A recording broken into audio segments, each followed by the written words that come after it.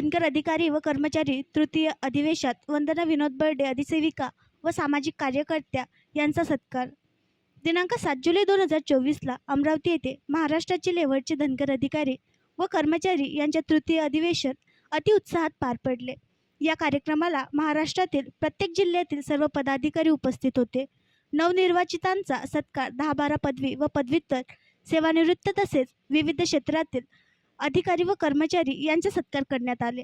त्यामध्ये सौ वंदना विनोद बर्डे अधिसेविका व सामाजिक कार्यकर्त्या, धनगर अधिकारी कर्मचारी संघटनेच्या सदस्या, पुण्यश्लोक अहिल्यादेवी होळकर स्मृती महिला मंडळ अध्यक्ष सौभाग्यनगर नागपूर यांचा राष्ट्रीय प्रतिभा सन्मान मिळाल्याबद्दल यथोचित सत्कार करण्यात आला।